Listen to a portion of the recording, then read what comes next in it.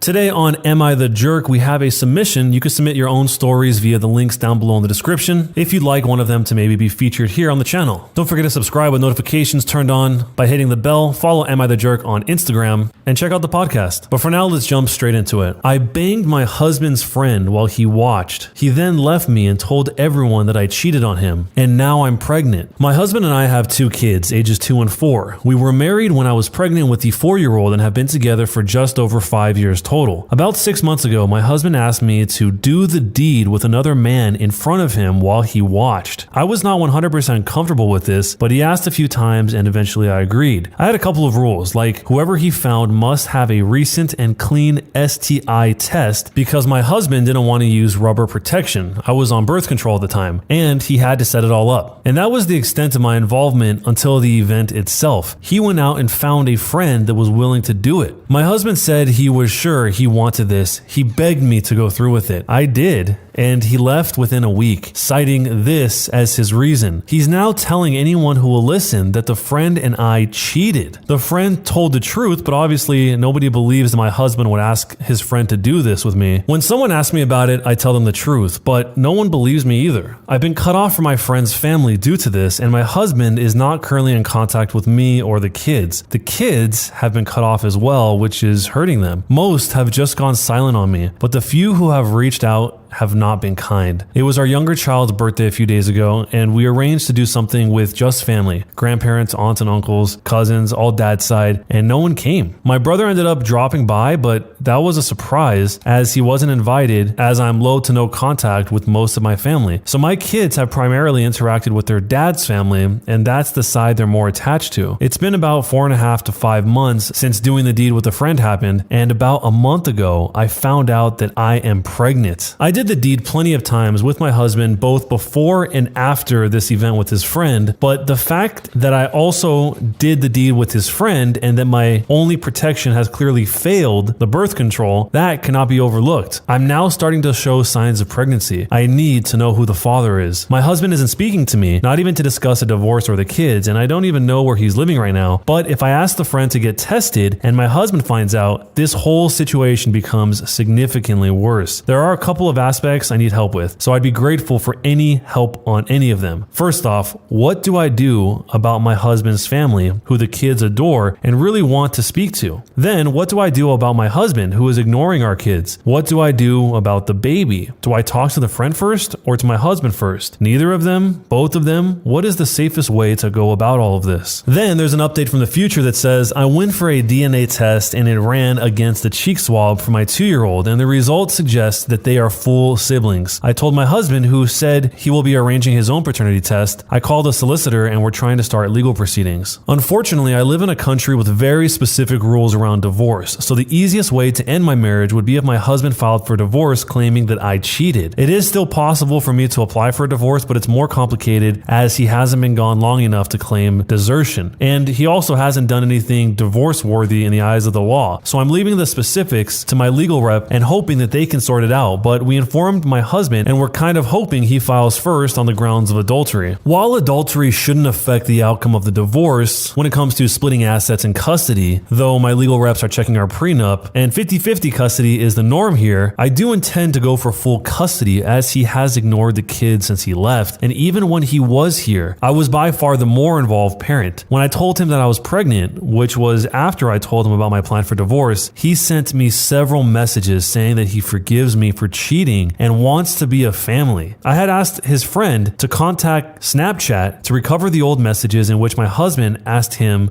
to do the deed with me. And when I went to ask him for an update, the friend appeared to have blocked me. I have also received roses from my husband with a note reiterating that he forgives me, he loves me, and he loves the kids, and that he wants to make this work for the baby. I don't even know where he got my new address. As he has not offered an alternative explanation, at this point, I'm going with the general consensus on my last post before the update, which is that my husband has manipulated me into cheating on him so that he can divorce me while getting as much sympathy as possible. New developments suggest that the baby has ruined this plan. I'm also assuming that if the paternity test shows the baby isn't his, he will divorce me. Though based on the siblingship test, this baby is his, which means my marital status is in the hands of a total jerk. This is the absolute most roundabout way to divorce someone, to make them go through through all of this, to put them in experiences they clearly do not want to do, only to ultimately get what you want, which I guess is divorce if that's what the husband actually wanted, at the expense of what sounds like a pretty humiliating experience for the OP.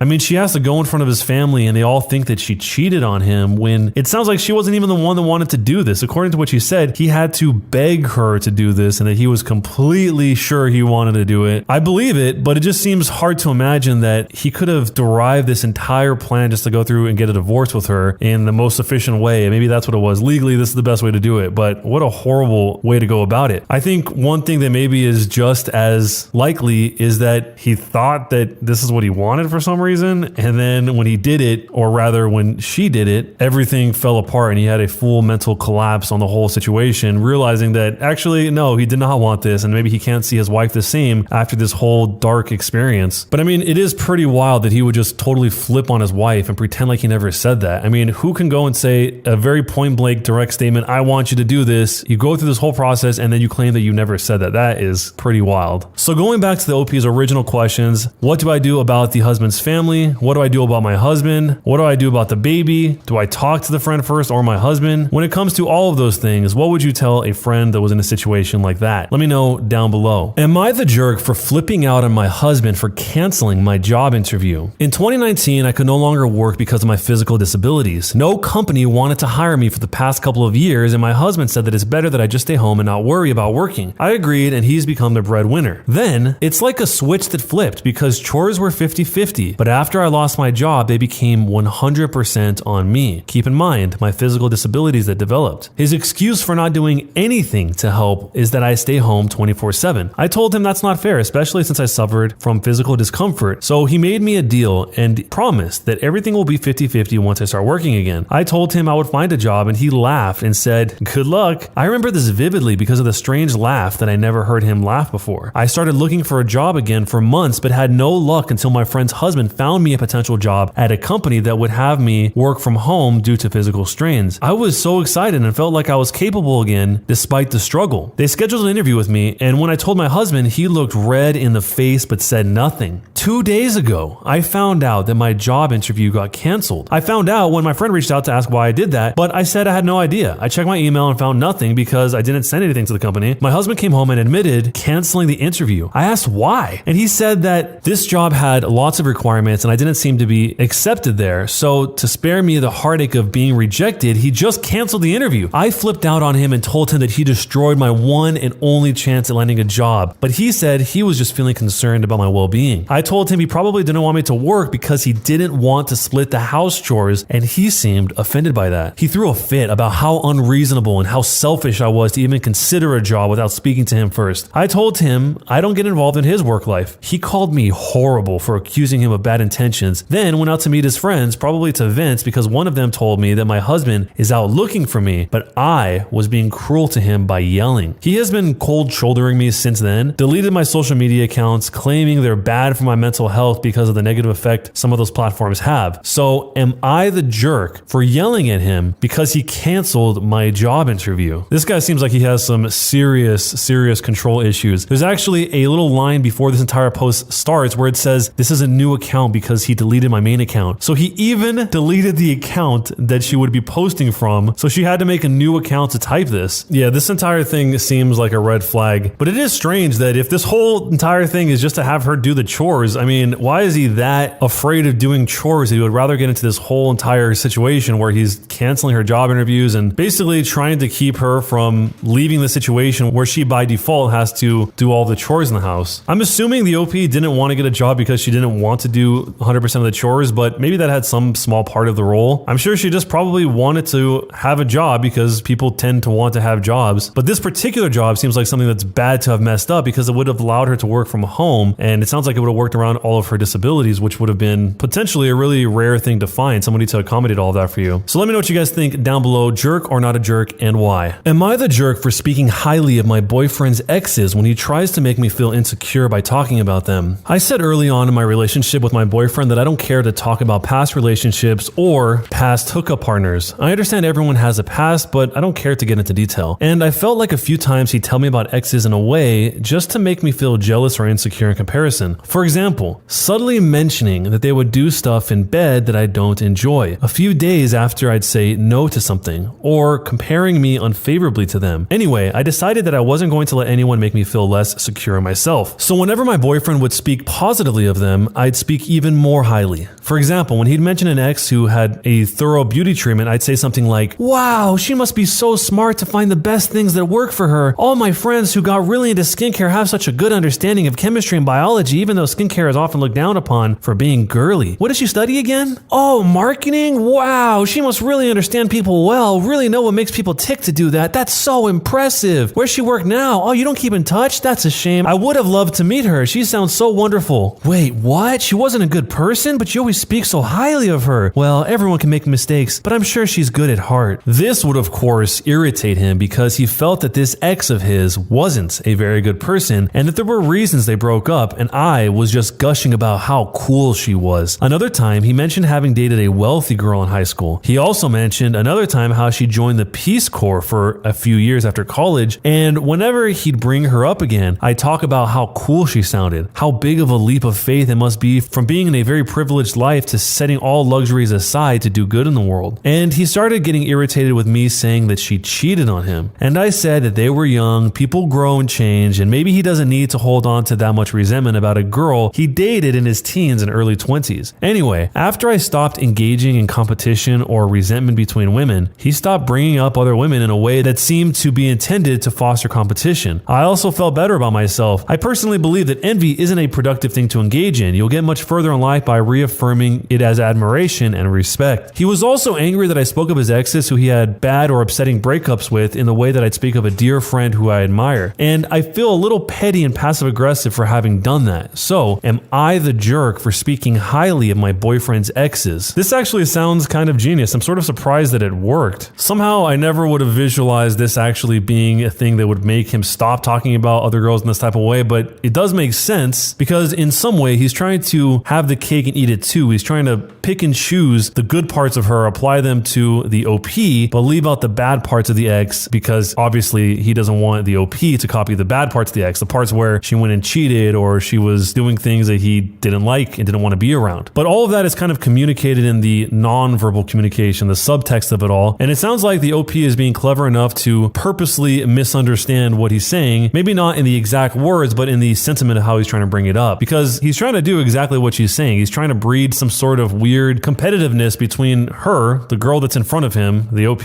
and somebody else in the past who is just a collection of memories at this point, it sounds like. The top response on this whole thing said, "What you did not only makes you the opposite of a jerk, it honors the women he was trying to pitch you against, who in many cases were probably put through the same nonsense by his misogynistic desire to make women feel that they have to compete for his attention and approval. He went low and you took the high road. He tried to bait you and you took the bait and made a gourmet dinner out of it and served it back to him with a big old smile on your face." Yeah, so all in all, a pretty clever way to respond to something like that, but then you have to ask yourself the question, do you even really want to be with someone who would do that to you in the first place to make you feel this type of way at all? That you would have to come up with a response like this? Let me know down below in the comments, and jerk or not a jerk, and why. If you haven't already subscribed to the YouTube channel, don't forget to hit that bell to get notifications. Check out the Instagram linked down below at Am I the Jerk? If you're more of a podcast type of person, there's also the podcast available on all platforms. And if you have stories of your own that you'd like to share here on the channel, you're welcome to do that down below as well. But either way, thanks a lot for watching, guys, and we'll see you next time.